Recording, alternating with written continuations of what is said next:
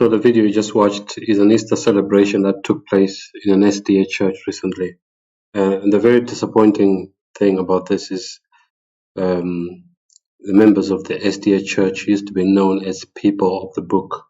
And that's in reference to the Holy Scriptures.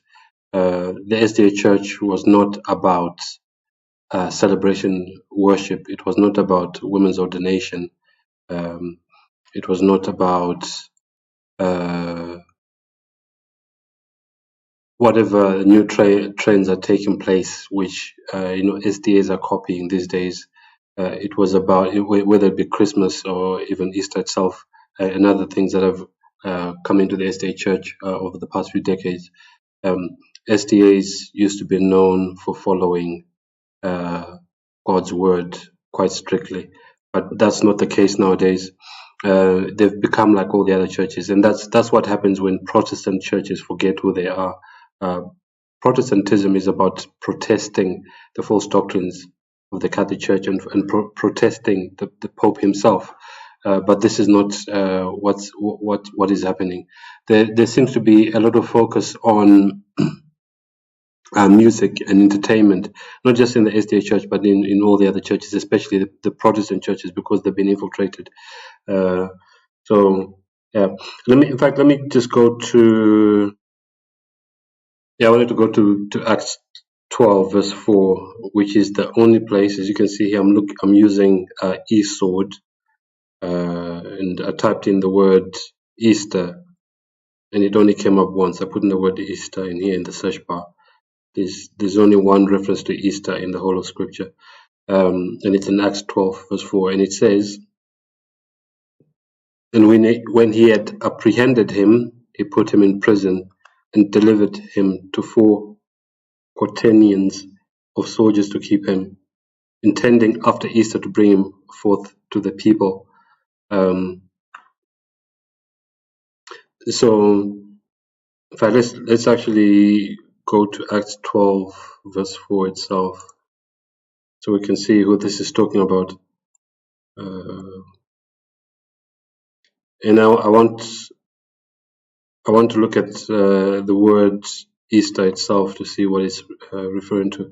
But let's start with verse 1, Acts 12 verse 1. "Now about that time Herod the king stretched forth his hands to vex certain of the church, and he killed James the brother of John with a sword, and because he saw it pleased the Jews, he proceeded further to take Peter also. Then were the days of unleavened bread, and when he had apprehended him," this is referring to Peter being arrested, "he put him in prison and delivered him to 4 quaternions of soldiers to keep him, intending after Easter to bring him forth to the people." So now let's look at the word Easter. If we go to the concordance, that was verse 4. If you look at the word Easter here, it says of Chaldee origin. When it says Chaldee, it's talking about the Chaldeans, and the Chaldeans were the Babylonians. Okay, it is of Easter is of Babylonian origin, but some think that it's to do with the Passover. Of course, Easter and the Passover are normally kind of confused. Easter and Passover are not the same thing.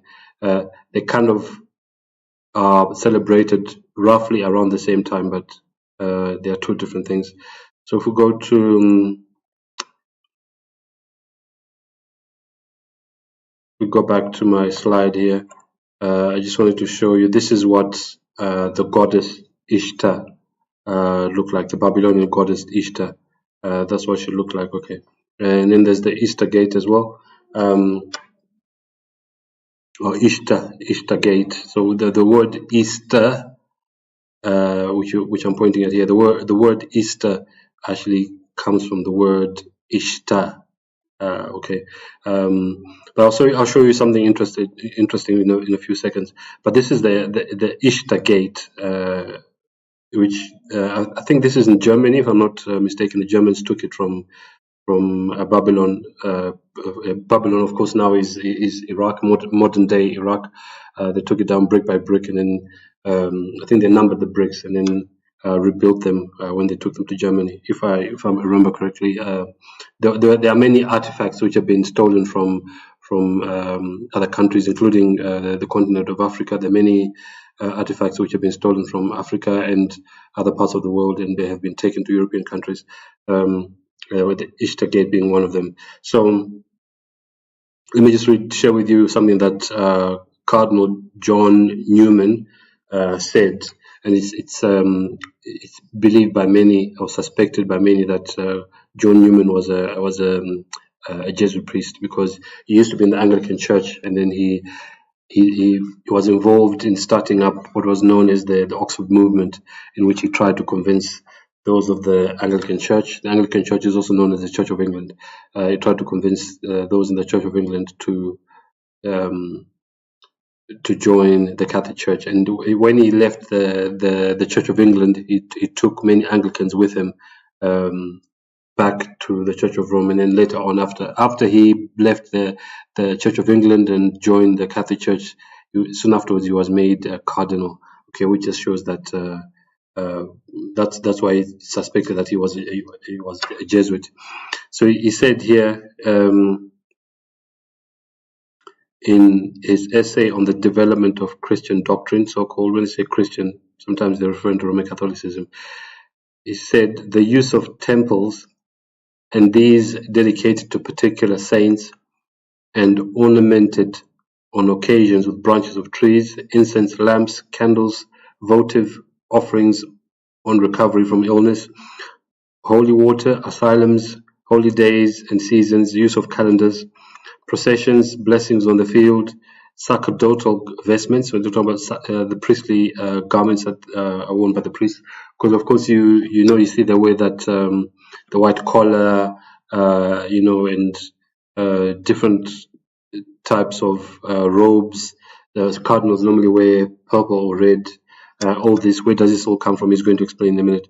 The tonsure, the ring in marriage, turning to the east, which is where you get Easter. So Easter and Ishtar is to do with sun worship. The sun comes from the east, isn't it? The sun rises in the east. It says images at a later date. It says all these things that I've read just now, they are all of pagan origin and sanctified by their adoption into the church. How are they sanctified? They are not really sanctified. Basically, what happened is it was mostly the Catholic Church that, for instance, with Isis was renamed Mary, and then she was brought into the church. And then Jupiter was renamed Peter. So all these things, some of them actually have no place at all in the scriptures. For instance, Christmas. There's no Christmas. Of course, they'll say Christmas is to do with the birth of Christ, and of course, Easter will say is to do with the death and resurrection of Christ. But let me maybe ask a few questions here. What do Easter bunnies have to do with Christianity or the death and resurrection of Christ? And what do Easter eggs have to do with the death and resurrection of Christ? The answer is nothing. So let me just explain what Easter is really about. It's got nothing to do with Christianity or the death and resurrection of Christ. It's to do, a lot of these things, including Christmas, by the way, is to do with sun worship or nature worship, including climate change, by the way. It's pantheism, it's nature worship. It's placing nature above human beings, okay? Worshipping the creation rather than the creator. So what I'm about to say mostly applies to countries, European countries or Canada and America, such places where they have very harsh winters. So normally in winter in Europe and the other countries that I've mentioned, winter causes, let's say, when you look at the trees, all the leaves fall off the trees. But when winter, spring. When spring comes about and the weather starts warming up, the trees start budding, the fruit trees start producing flowers in readiness to produce fruits, and the birds start building nests and laying eggs. So that's where the Easter eggs come from, is to do with birds laying eggs. Okay, and then what about the bunny, rabbit? Rabbits are one of the most fastest producing animals. Okay, or reproducing. They're very fast. They reproduce very quickly. So that's why the symbol of the Easter bunny was chosen, because it's to do with everything coming back to life after winter. Just like the 25th of December is really to do with the resurrection of the sun. Because the days as we approach the 25th of December, this is mostly in European countries or countries that have got harsh winters. Okay, the days as you approach Christmas, the days become quite very short, but from the 25th onwards, the days start getting longer. So they'll say the ancient pagans used to believe that the sun was being reborn, or the sun was being resurrected. So that's where the 25th of December comes from. Some believe that the 25th of December was the birthday of Tammuz. You can read all about this in Alexander Hislop's book that I read last year sometime.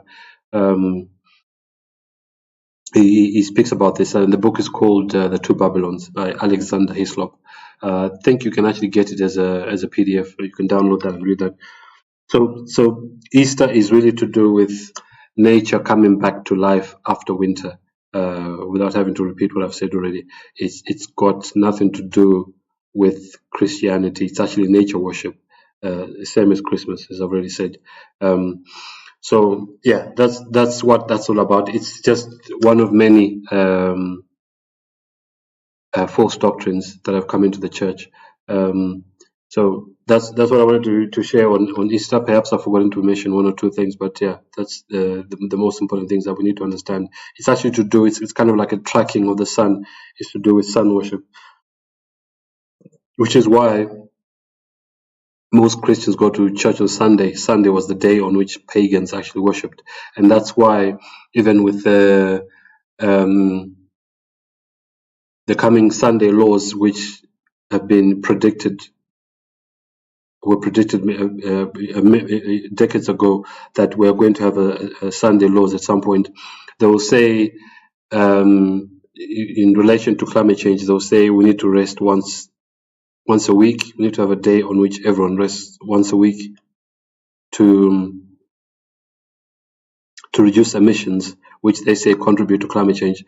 The day that they're going to pick is Sunday, because that's a day on which the ancient pagans worshipped, and that day came into the Christian church in the same way that Easter and Christmas came in. They were basically it's baptized paganism.